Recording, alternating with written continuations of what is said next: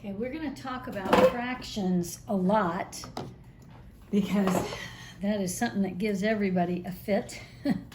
But we talked already about the fact that if your denominators are the same, you can just add the numerator and keep whatever the denominator was. But in this case, the denominators are not the same. And when the problem is written horizontally, like this one is, 1/10 plus 1/4, that's not going to be easy for us to deal with because we're going to have to get what we call common denominators.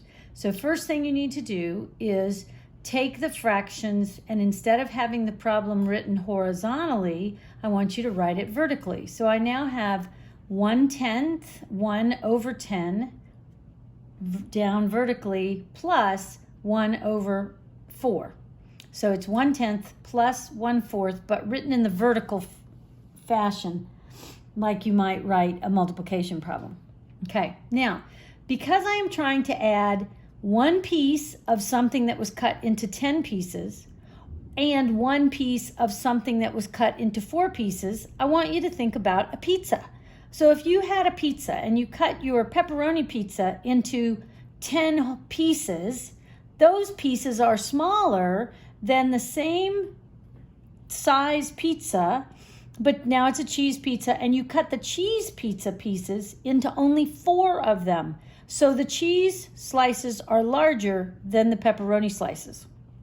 And that's why we can't just add them together yet, because they are not the same size.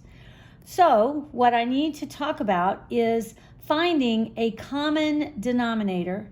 And to do that, I need to look for multiples that the 10 and the 4 have in common. And multiple is, when you hear multiple, I want you to think of the word multiply. So the multiples of a number are going to be getting larger.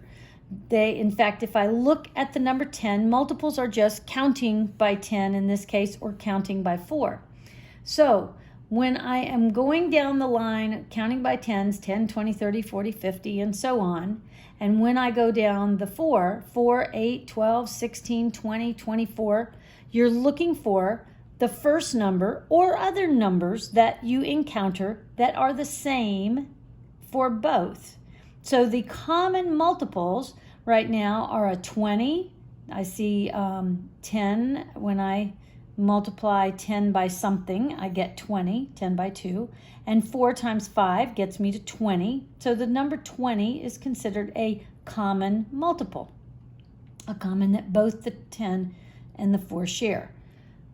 If we continue to do the multiples, we'll see that they also have the number 40 in common. And if I continue along, they'll have the number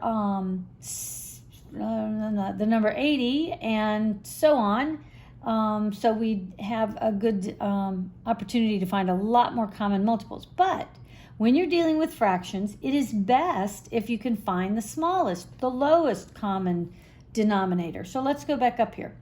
So since I decided that 20 was my lowest common denominator, I want to go ahead and put it out to the side. So I'm writing the number 20 out here. But I have to be able to do something to this current denominator of 10 in order to get it to be 20.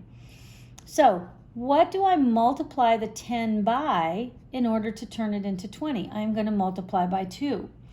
Well, because I have multiplied the denominator by 2, I must multiply the numerator by 2. So if I do something to one part of the fraction, I have to do exactly the same thing to the other part of the fraction. And so the top number, the numerator, was a 1. So 1 times 2 is 2, and 10 times 2 is 20. So my new equivalent fraction is 2/20. Now I'll go down to my 1/4. Well, what have I got to do to the 4 in order to make it become a 20? I'm going to multiply by 5. So in this case, I'm going to multiply 1/4 by the fraction 5/5, because it's the same as the number 1. And 1 times 1/4 is still going to have the value of 1/4, even though the fraction is going to look different. Okay, so 1 times 5 is 5. That gives me my new numerator. And 4 times 5 is 20. That gives me my new denominator. Now I can add the two numerators together because I'm dealing with the same common denominator. So I've got 2 plus 5 gives me 7, and the denominators were 20, and that just stays 20. Remember, we don't ever add those denominators together.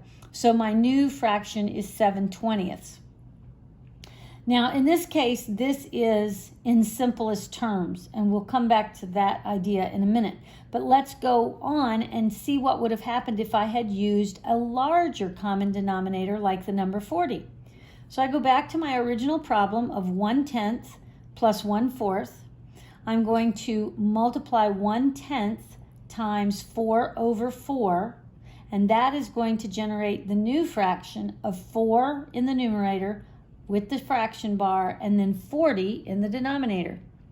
So then I go down to 1/4, and I multiply 1/4 times 10/10, which generates the new fraction of 10/40, or 10 divided by 40. Now I can add those two fractions up. So I can add 4/40 plus 10/40 gives me 14/40. Now at this point, you need to understand what factors are. Factors are numbers that will divide evenly into a number. I also should have used some other numbers here. I'm going to show you the number 14 and the number 40. Okay, so the factors of 14 are numbers that multiply together to give you 14. So that is either 2 times 7 or 1 times 14. So the factors of that, number 14, are 1 and 2 and 7 and 14. Then I need to do the same thing for 40. So I'm looking for what divides evenly into 40. So I'm thinking about, give me two numbers that multiply together. Well, first of all, I could start with 1 times 40. That's an easy one to come up with. Then how about 4 times 10? Then I could do 2 times 20. I can do 5 times 8. And so now let's put them into a parentheses. And so all of the factors of 40 would be 1 and a 2. 3 does not go into 40. We'll talk about how I know that later. 4 goes into it. 5 goes into it. 6 does not go into it evenly. 7 does not, but 8 does. And 10 does. And finally, 40 goes in there one time. So those are all the factors of that. So now that I'm looking at the fraction 14 over 40, I want to find out what are the numbers that 14 and 40 have in common. Well, when I look at these two sets of parentheses, I can see that the only number that 14 and 40 have in common is the number 2. Because I've only got a 1, a 7, and a 14 up there, but I have a 1, but 1s don't make any difference, so we're not going to worry about that. But I do not have a 7 or a 14 listed down here. So the only thing I can divide by is the 2 over 2. Whatever you are doing to one number, you must be able to do it to the other, or you're already in simplest terms. So now we say 14 divided by 2 gives me 7, and 40 divided by 2 gives me 20. And look, that takes me back to what I got in the first place.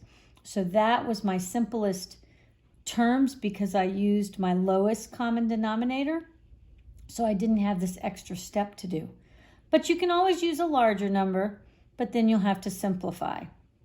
And even if you use the smallest number, you may still have to simplify.